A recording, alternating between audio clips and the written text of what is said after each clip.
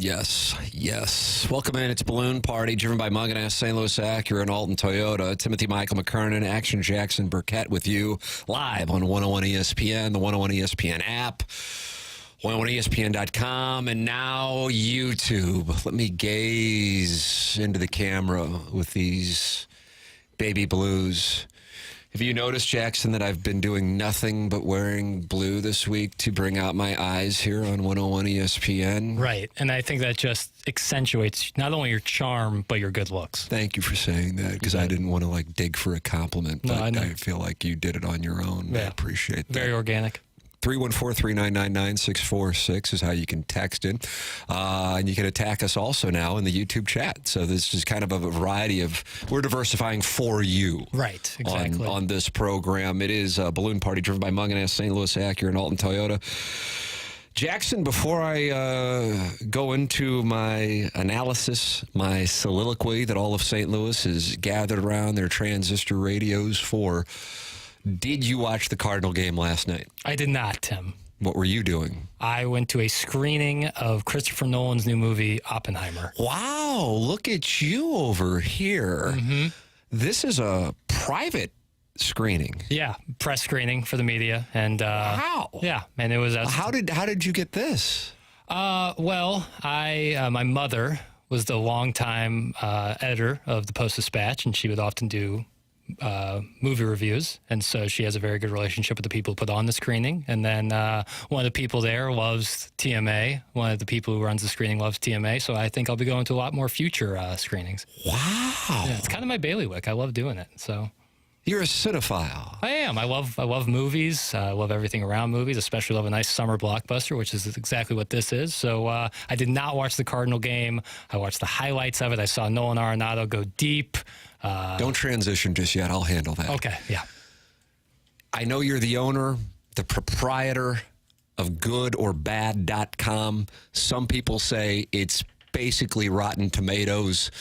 Without the red tape. But I don't agree with them. I am an investor in GoodOrBad.com, even though I still am waiting for that monetization strategy.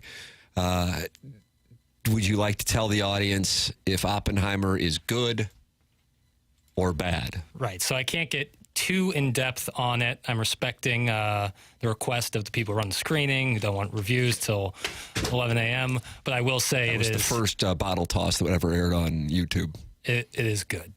It is good. You did say it. It is. Well, I'll say briefly, if you love movies, it is a spectacle that you need to see. Wow. Yeah. So that's all I'll say. That's all I'll say. Very fun. 3 hours, so, pack a lunch. But I'm a star guy because I'm a star. Of course.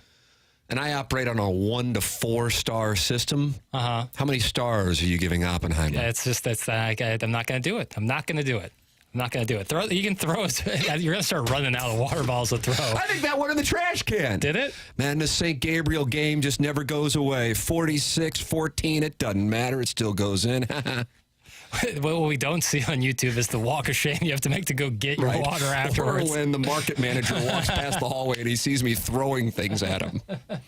Yeah, it's not great, but it was a very fun time last night. But I did see the highlights of last night's game. Transition accepted. Cool. So I'm watching last night, and I'm starting to get a little feeling. And I'm not talking about like riding the Sibian.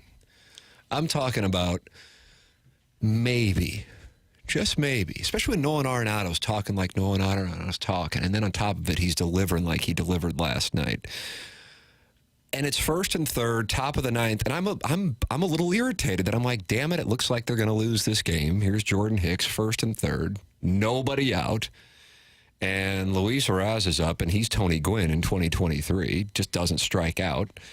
And, he's going to make contact, and the Marlins are probably going to take a lead. And out is going to come A.J. Puck, and they're going to shut it down. And the Cardinals really aren't in a spot where they can lose Jordan Montgomery starts. It might be his final one, for all we know, with the Cardinals. And he gets him to strike out.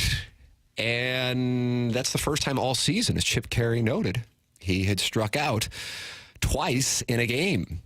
And then he saws off Jorge Solar's attempt at battling that movement, as Jim Edmonds was pointing out in the broadcast, and it's a comebacker. Now, we saw Jordan Hicks deal with a comebacker against the Marlins in this very month. And what happened, Jackson? You weren't watching Barbie that night. You were watching the game or the NBA Summer League. Can't wait to see Barbie this weekend. But I saw Jordan Hicks throw the ball. It might have cleared the regulation basketball hoop. That's how far over Paul Goldschmidt's head it went. But not this time. Not tonight. Tonight, we play with them. Tonight, we beat them. Tonight, you boys are the best hockey team in the world. What does that come from? Kurt Russell playing Herb Brooks in the film Miracle. That's correct. And that was about? The 1980 U.S. men's Olympic hockey team. Boy, if you would have gotten that one wrong. And that was, I would have just cleared out. And I would say, Jackson, the rest of the show is yours. And that was the semifinal game against Russia. They still had one more game to go. Look at that. Look at that. Knowledge. Knowledge is power. And that's what Ali Marmol said to the boys about playing the Marlins last night. Tonight we play with them. Yeah, Tonight we beat them. I think he did that speech before in the dugout, actually. That's correct. And Jordan Hicks threw the ball. It was low enough to be caught. John Birdie with a very odd break from third base, which allowed him to be out by sprinting steps. And the Cardinals are able to get out of the inning with no damage. Weren't able to win it in the bottom of the ninth, but they were able to win it in the bottom of the 10th after JoJo Romero did some wondrous work, making it easy even with that runner on second base to start the top of the 10th. And it was all because Nolan Arenado. Now we have both calls. Am I putting you on the spot? You played them on TMA. Look at you. Even though you were watching Oppenheimer last night, you have the audio. Now here's Chip Carey's call. Wonderful call. Take a listen. Nolan Arenado's last walk-off hit. Well, it's been a while. How about one right here? One ball. No strike. Swing drive. Deep left field. That ball is gone. He can jog home.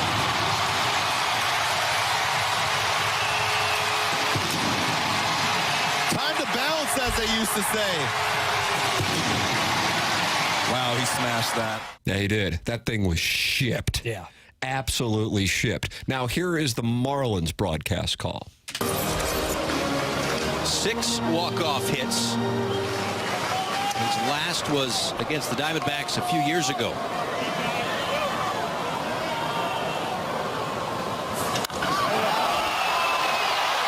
His most recent is tonight.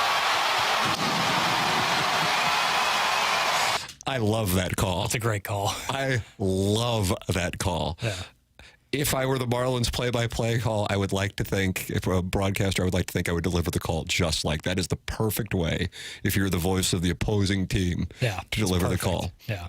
That was in the timing on both Chip Carey's call. For both of them to call, essentially. And the Marlins call, absolutely perfect. Here is what Ali Marmol had to say about the team playing with a bit of confidence and the approach that we have seen here is the Cardinals are now 6-2 in their last 8. Well, you mentioned several times there's no quit in your locker room, that bunch is not giving in. And Nolan said last night, he said, I don't care what the standings are, I'm still playing for something. Is that what you hear from him a lot? Yes, not only here, but in all of their actions, which is more important than what they're saying. They're taking the field with just the right edge.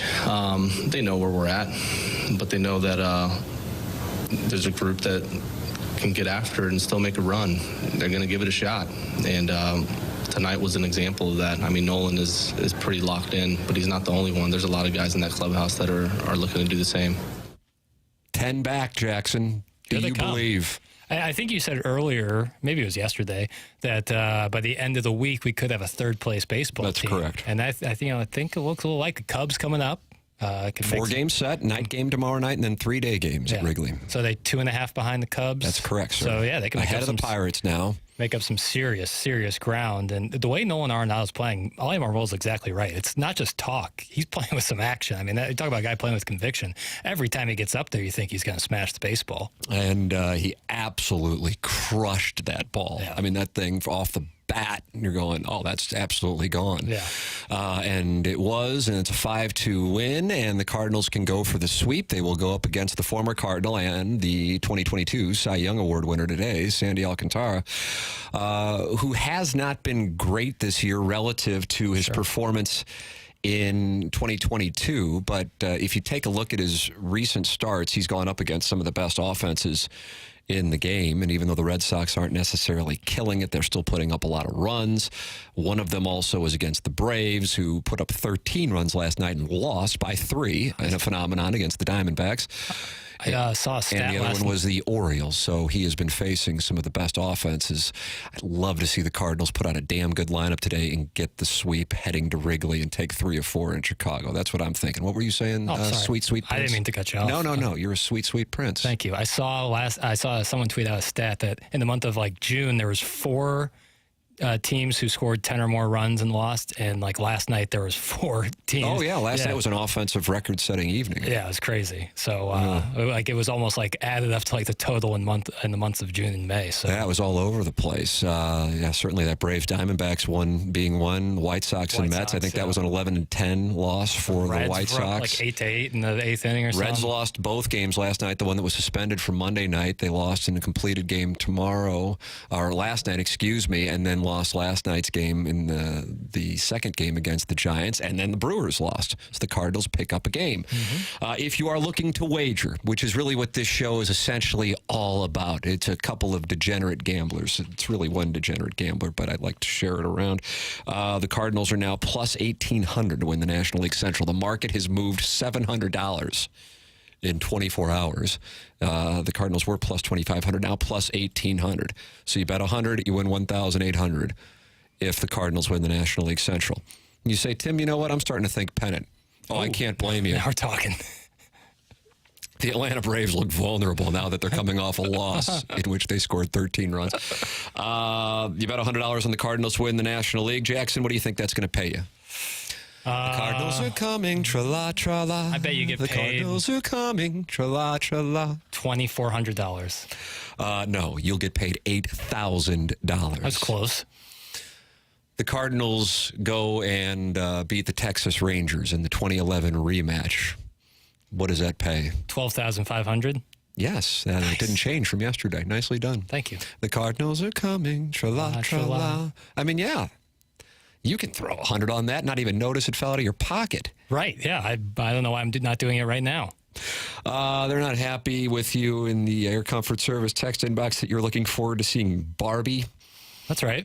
What is the situation with that? That, of course, the lovely and talented Margot Robbie. You may remember her from 2013's Wolf of Wall Street and also 2019's Quentin Tarantino, Once Upon a Time in Hollywood. Yep. Right on the nose there, Tim. Yeah, she's, of course, in it with Ryan Gosling. It's directed. It's the third directorial performance by Greta Gerwig, who did a little movie called Lady Bird, which is one of my favorites, and Little Women in 2019. So this is her third time going around with the director role. She's done some work with her husband, Noah Baumbach, before, which I really like.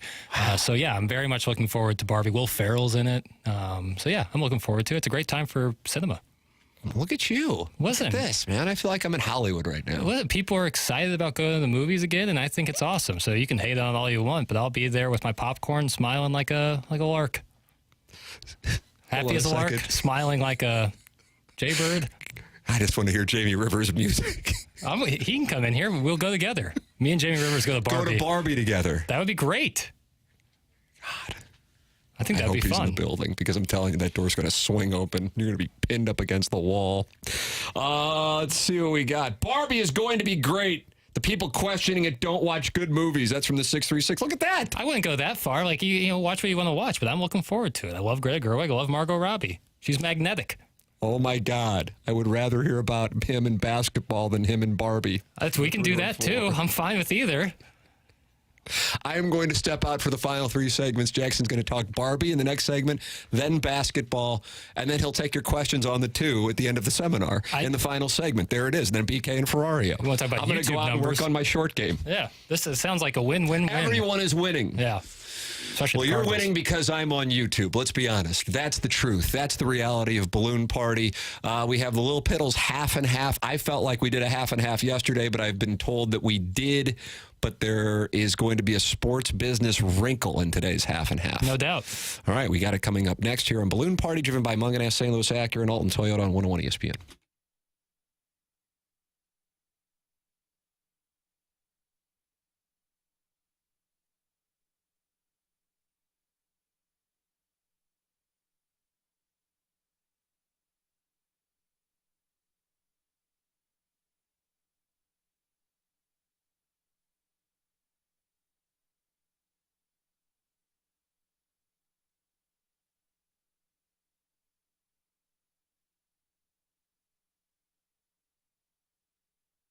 Munganast, St. Louis Acura, Alton Toyota, the presenting sponsor of Balloon Party here on 101 ESPN. I know Jamie Burkhardt. He's the general manager. I know Clayton Patterson. I know Peter Munganast. I know many in that service department, many at the dealership. And I will say this, I can't imagine going anywhere else. I am so pleased to have gotten to know the people at Munganast, St. Louis Acura, and Alton Toyota because I love sending our audience members there.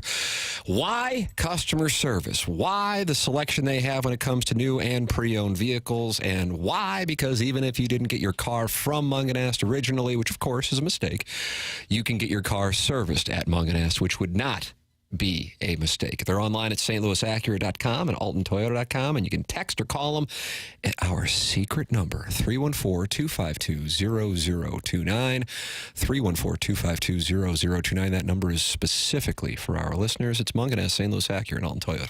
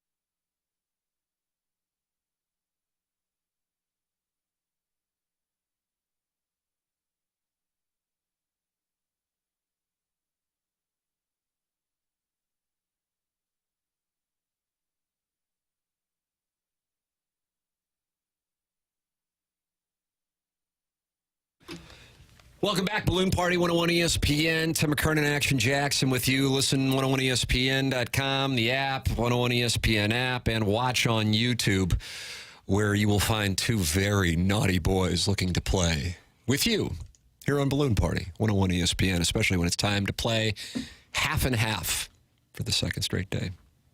The Lil Piddles world-class half and half at that. So let's fire it on up, Tim. First question.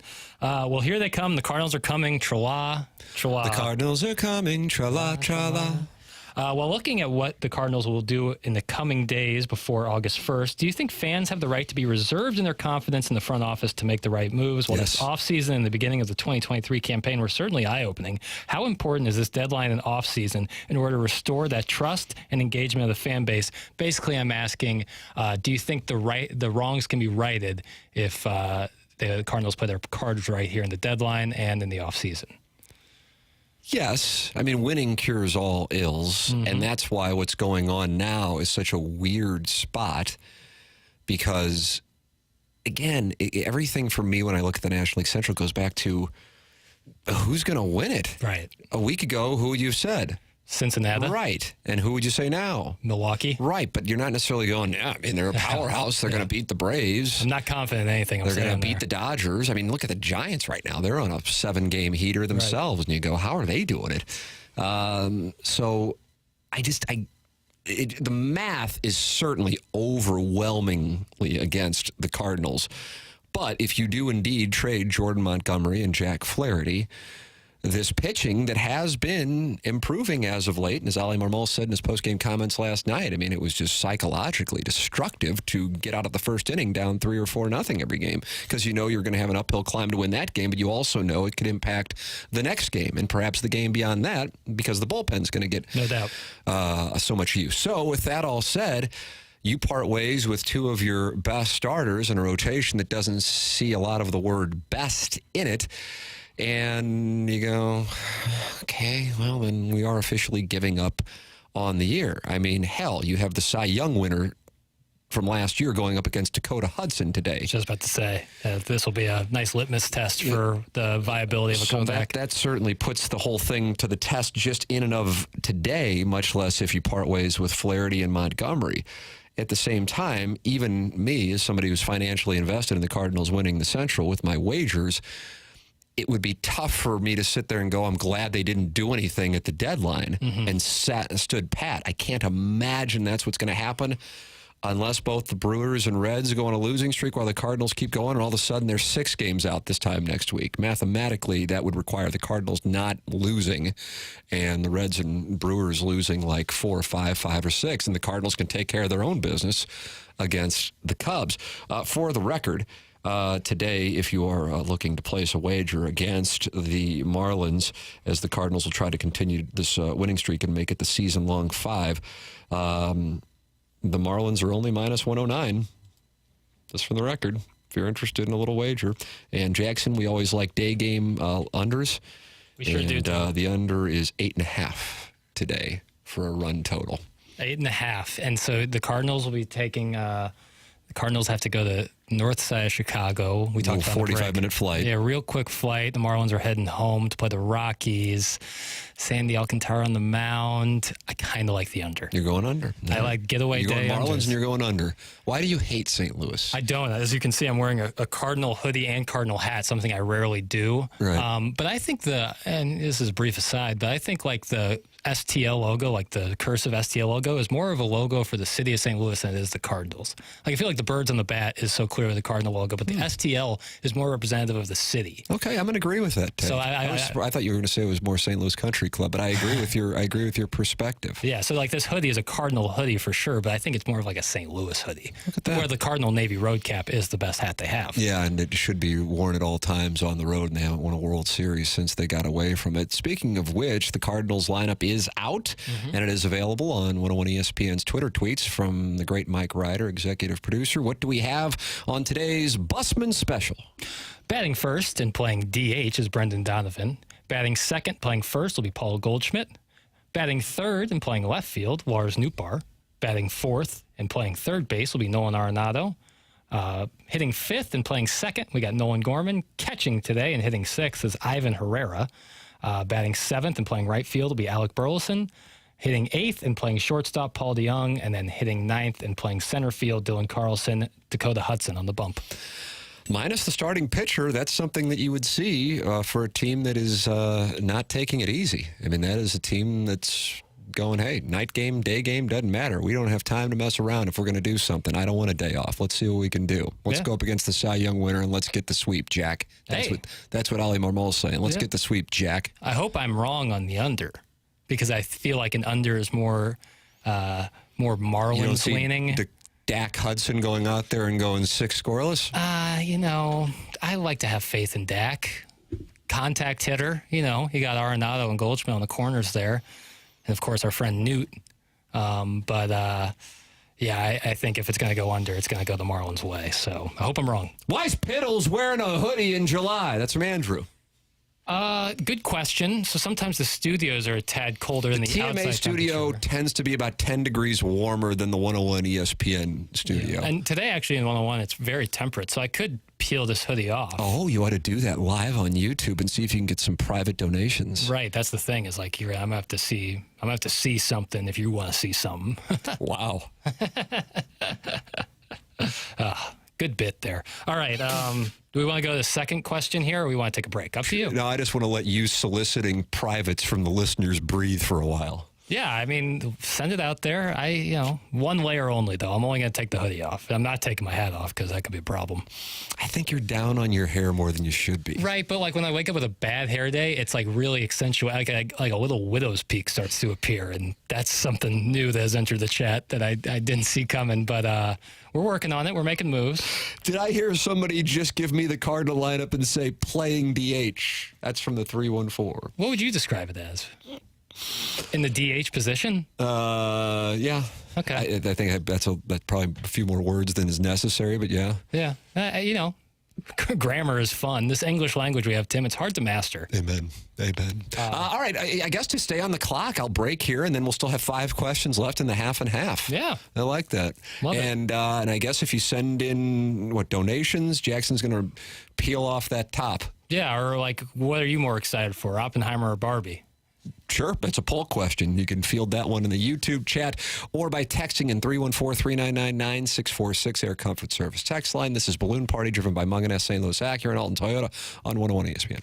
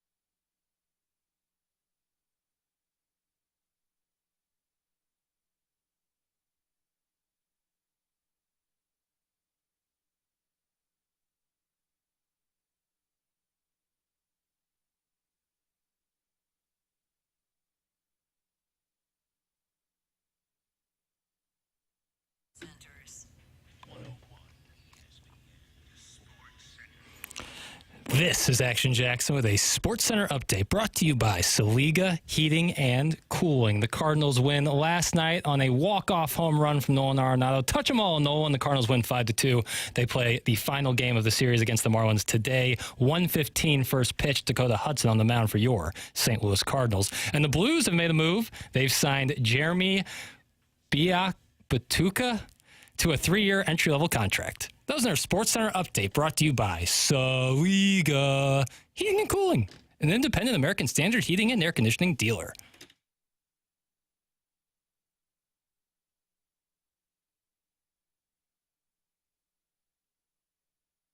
So Michigan had a running back, and his name was Tim Biakbatuka. Probably predates your birth.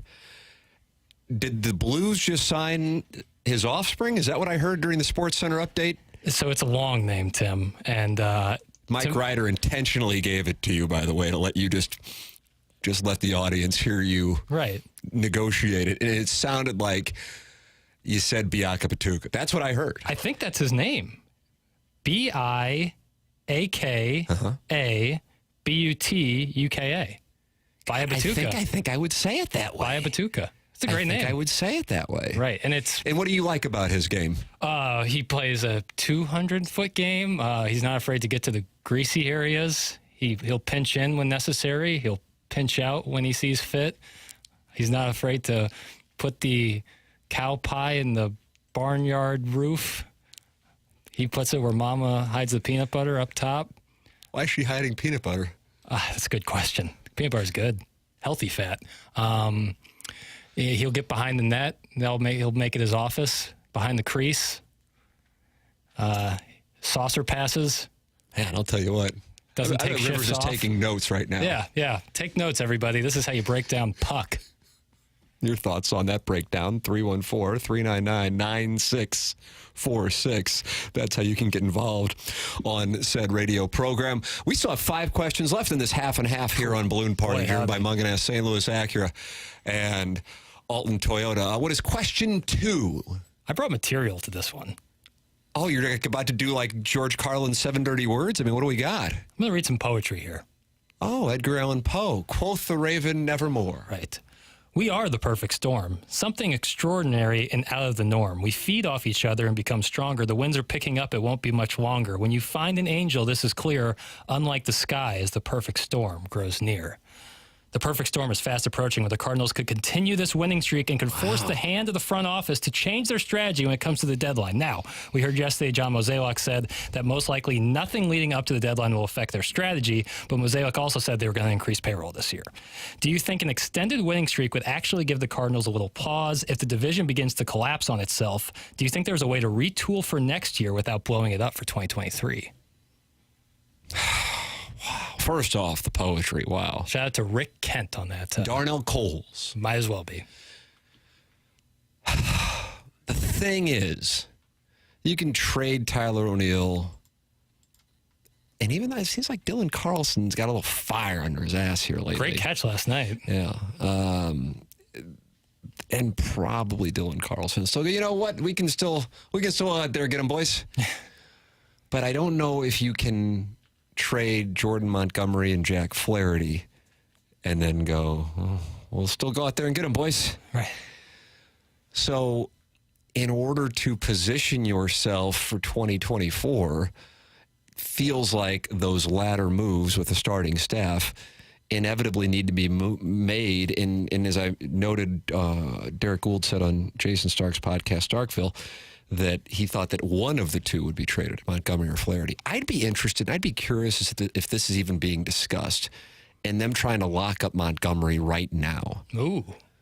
Yeah. Because if they can't do it, going, okay, then we just got to part ways with him, even though we know we're probably ending any pipe dream of 2023 by trading him away.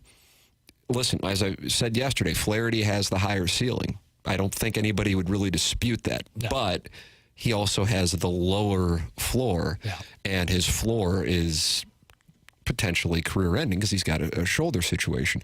So with that said, that's the one I would like to see the Cardinals go to. He's represented by Scott Boras. They said at the start of the season they're not going to negotiate during the season. But I wonder if the Cardinals would just knock on the door there. And then you go, okay, we need 3 starters for 2024. Now we have one of those spots taken place, and he has been our best starter in 2023. Yeah. Yeah, I mean, I think the only move that would really blow it up for 2023 to a point where there probably would be no comeback is if you deal Goldschmidt.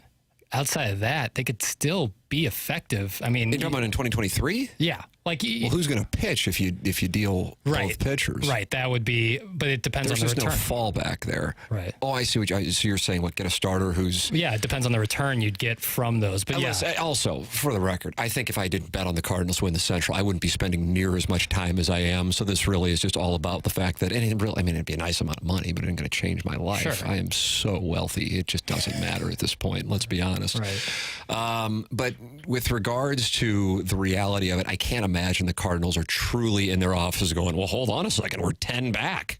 Let's hold on to everybody. Right, but the way the Central works, man, like we just talked about. I think if you're 10 back in any other division, I haven't looked at that thing called the American League Central. It's rough. I imagine it's got to be rougher than the National League Central. Teams who are 500 might be leading the damn thing. Let's take a look at what's going on over there. Yes, the Twins are 2 games up, 2 games over 500, and a game and a half over the Guardians, who are a game below 500. Right. So the White Sox are 9 back, and they're 16 games under 500. The Tigers feel alive, 6 back at 10 games under 500. The Yankees, for the record, are 4 games over 500 and 9 back. So it gives you an idea of the compare and contrast. So I agree with you that I just don't think the Cardinals are there yet. And so answering your question, I think that you still are of the mindset that we got to trade these guys. Mm-hmm.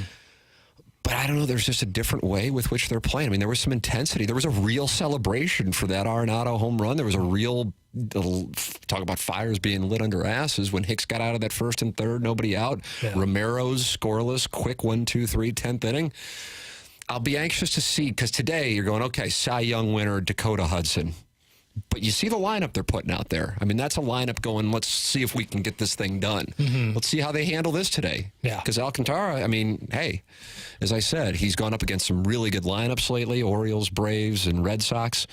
But if they can get to him and then go into Chicago and win the first couple games of that series, who knows what the Reds and Brewers are doing? I don't know. I don't know if they would give pause to it.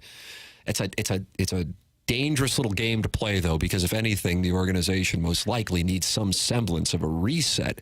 Yeah. Not to say that it's torn down, because Arenado likely isn't going anywhere. Right.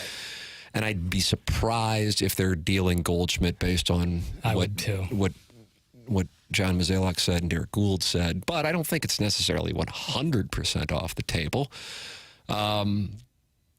That they can be competitive in 2024. It's just going to take aggression when it comes to the starting staff. And that's why I wonder about Montgomery for contract, and if they be working on that. Right. And I think, what we'd say yesterday, if you'd rather have one or the other, it's Montgomery, just based on the ceiling and floor, and the injury situation. But Montgomery is proven, but you want Montgomery to be like your 3rd best starter, not your first best I would starter, agree with that. Not your first best starter. So if you're going to retool for 2024, that's the thing, man, is like, do you go free agency and spend a lot? Nola, Michaelis, Montgomery.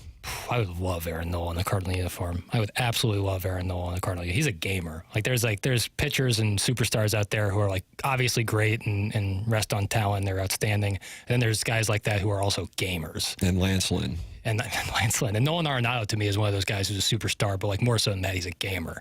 A baseball guy. Yeah. This team is led by 2 guys who are straight baseball guys and who are as persistent and resilient as ever. So that's the thing that gives me a little bit pause on the retool. All right, we will tend to the final 4 questions. Really, more likely we'll tend to 2. But I'll say we're going to try to tend to all 4 coming up in the final segment. This is Balloon Party, driven by Munganess, St. Louis Acura, and Alton Toyota on 101 ESPN.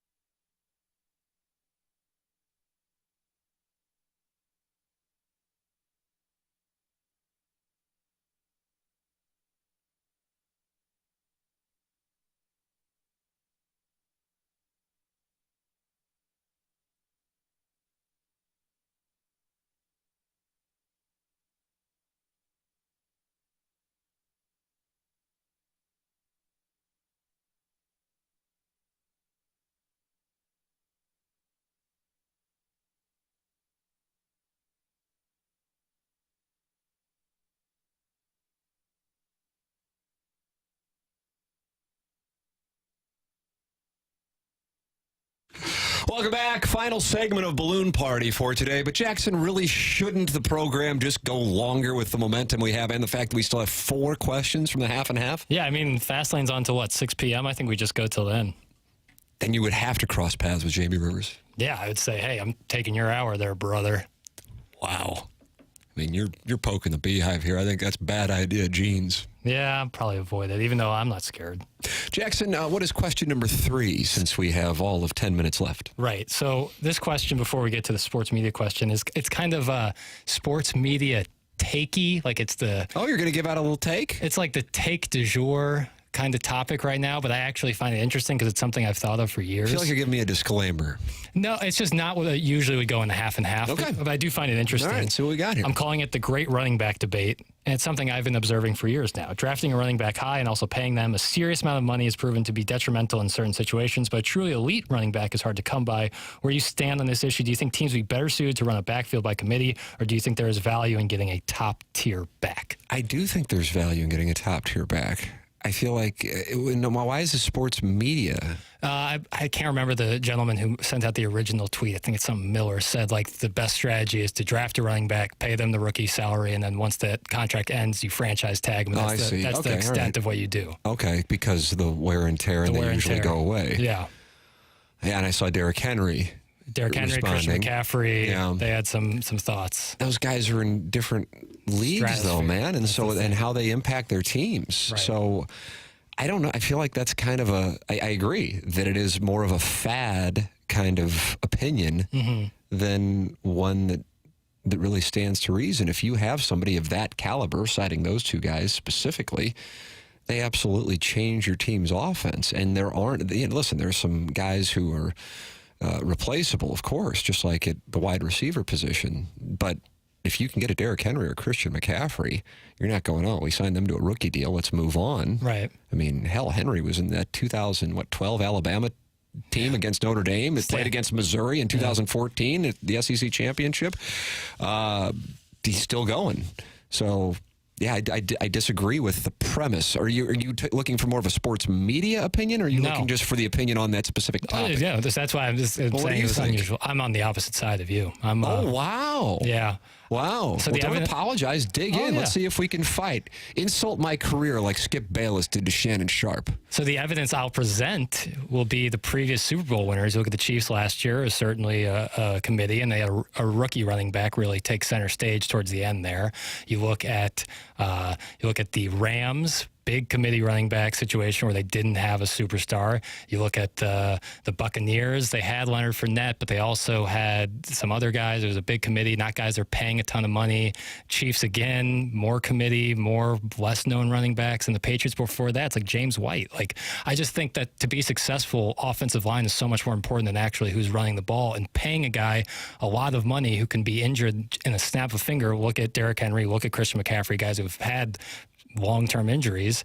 You pay him a lot of money. I just don't see the value in it. I especially don't see the value of drafting a running back in the first 2 rounds of the NFL draft. Yeah, I understand that that's become the conversation as of late, and I respect it. I don't think it's asinine by any means. I realize if I were on ESPN right now as I'm watching Mad Dog look like he is ready to have cardiac arrest over an opinion on the, quote, level of concern for Alabama this season.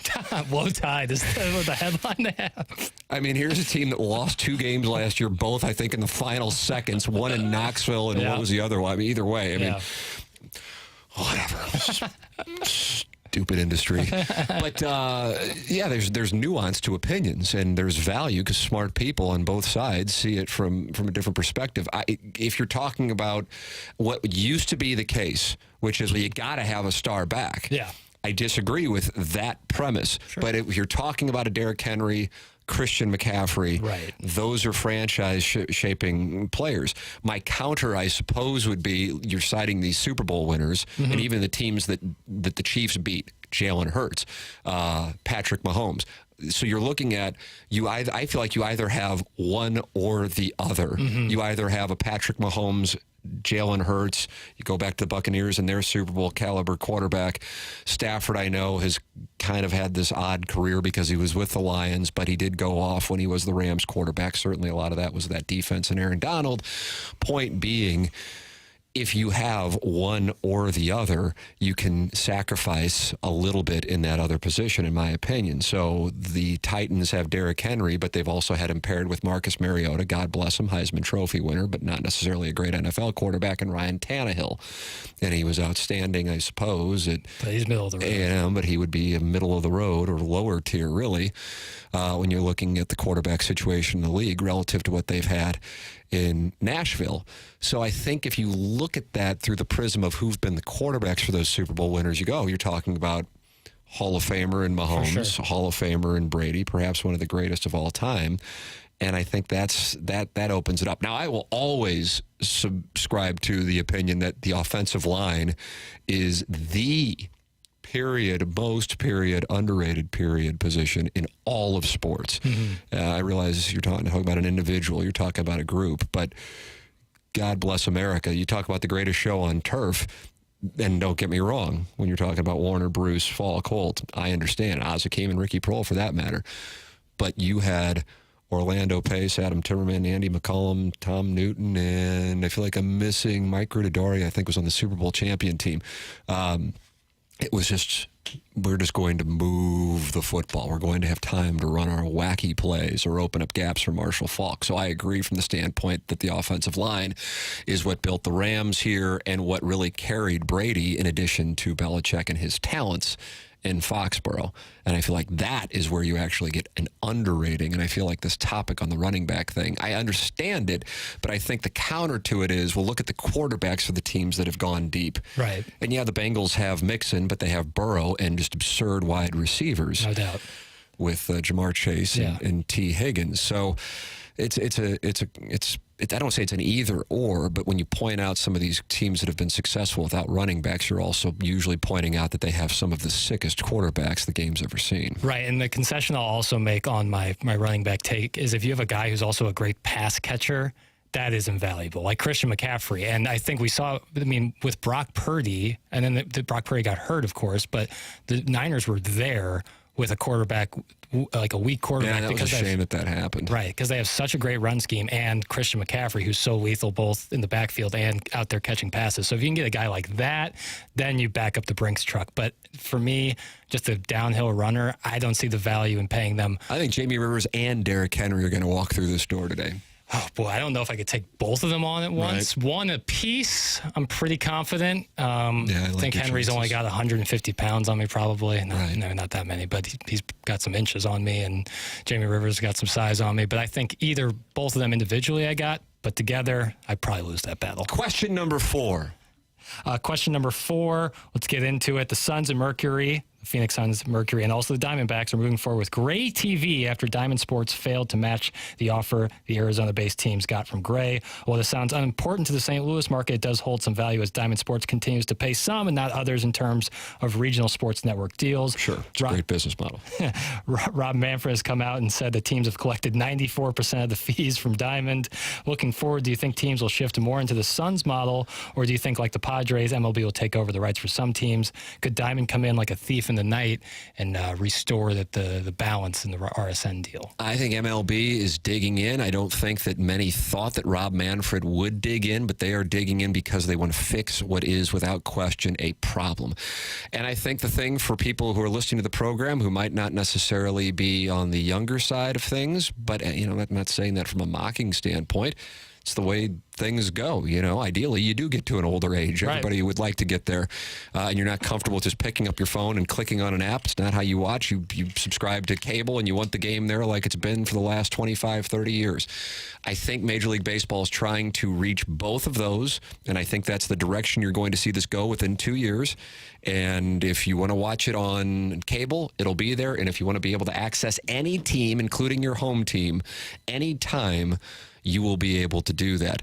And so I think what you're seeing in Phoenix is a bit of a tell as to what the near-term future is for the distribution of Major League Baseball games. Yeah, I think it's that. And I think the hybrid model is obviously what we're going to be transitioning into, a way to watch both on cable and watch on your phone or any device you And the want. blackout crap will come to an end. Right. And so I think I just find the Suns, Mercury, and Diamondbacks thing is so interesting that, we're going back to local TV after so many years. But in a way, like if you can do that and have the hybrid model, everybody's happy. And eventually it'll all go, like I think the state of television is all going to go on streaming platforms. And so you're already setting in that base for that while keeping your older fans, especially in baseball where older fans are more prevalent, happy, because you get to watch it on cable or basic cable at that. So, yeah, I think that the hybrid model is the new wave. I just don't see how Diamond Sports and all regional sports networks keep the viability going because they can't do the hybrid model. Which is a material conversation locally, I think, for